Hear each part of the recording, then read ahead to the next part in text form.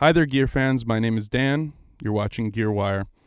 And in this video, we're going to be taking a look at a couple of different stereo microphone techniques using the Shure SM81's.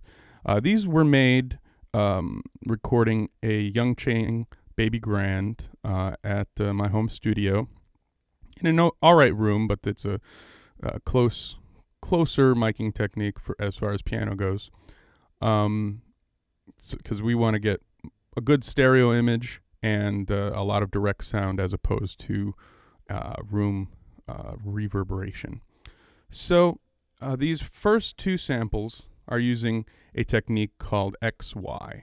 And if you take a look at these pictures, this is called a coincident stereo pair because the diaphragms are right next to each other. This is a good technique if you're looking to get a strong center image, so it's good for solo instruments, and also it eliminates a lot of phase problems since the mics are basically in the same place. Also, since the SM81's by Shure are small diaphragm condensers, they allow for the capsules to be that much closer. So the first file here is just a chromatic scale, and as you'll hear, I'm not the greatest piano player, but I do a mean chromatic scale every once in a while. And this is just to kind of show you the overall sound, and also we get a good idea of the stereo imaging. And one disclaimer, this is not a matched pair of SM81's. Sometimes you can buy microphones directly from a manufacturer that are matched in both gain out and as well as frequency response. But these are just two of the same mic type from the same manufacturer. There might be a little bit of discrepancies. And these were recorded using the mic preamps on the Motu 896. So let's take a listen.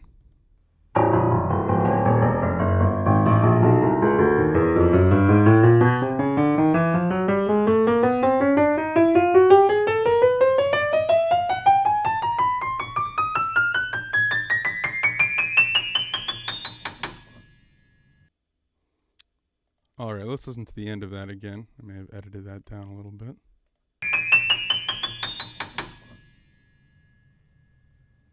All right.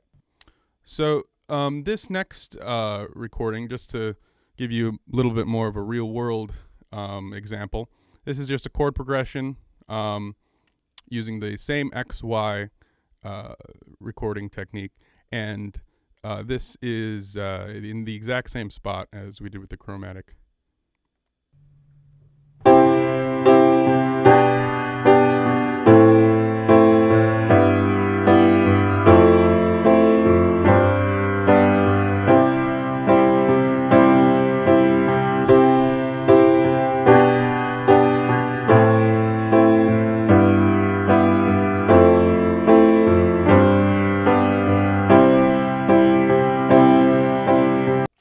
So as you can hear, it has a strong center image.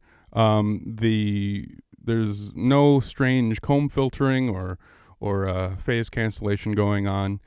So overall, it's a good sound, fairly direct, and I think it does get the job done in this case. But we are going to be trying another one, and my instincts tell me that this will probably be the method we end up using, since I intend to use this in a dense mix, like a pop song mix.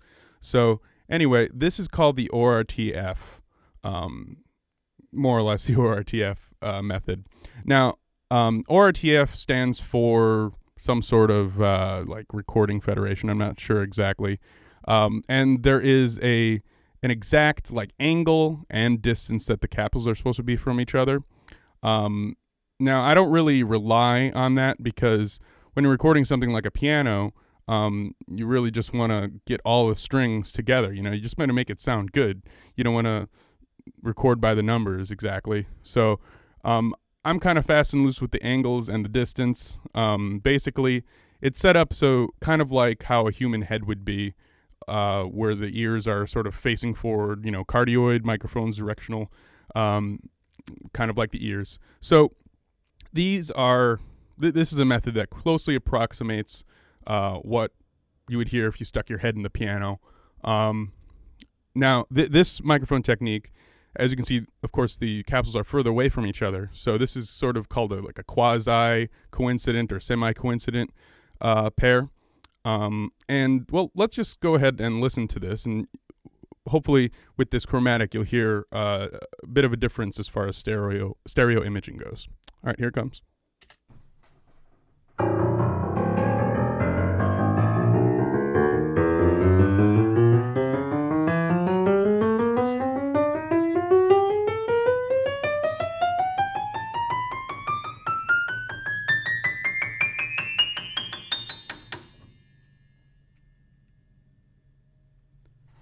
Now, if we go back and listen to our XY, I think you'll hear quite a difference.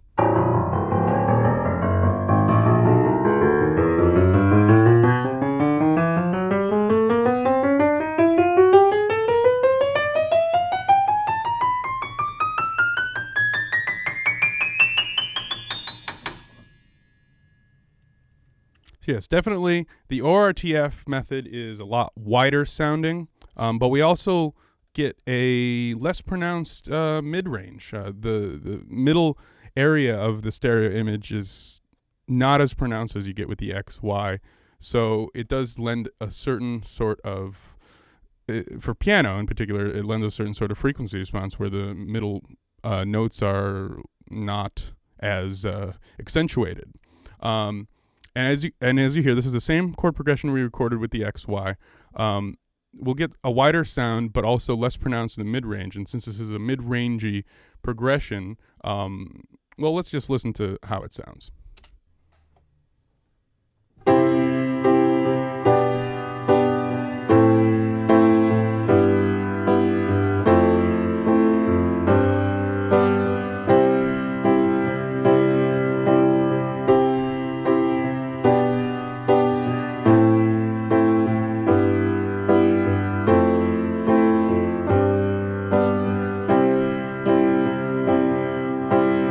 So definitely a lot wider and might work better in a dense mix. Let's listen back to our XY section.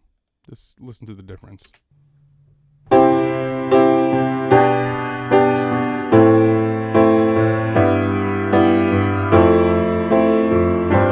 So right off the bat, we have a bassier sound, and I think that has to do with the fact that the XY is a coincident pair, where the capsules are right next to each other, and the ORTF sort of quasi method is a semi-coincident pair, and that will give you phase difference. So one more time, let's A-B the two.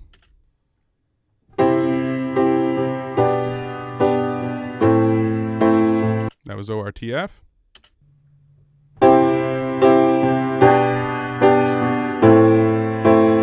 And that was our XY. So I hope this has taught you a little bit about the differences in stereo miking techniques, and I hope you try it out. It really adds a lot of depth of field to recordings. So thanks for checking this out at gearwire.com.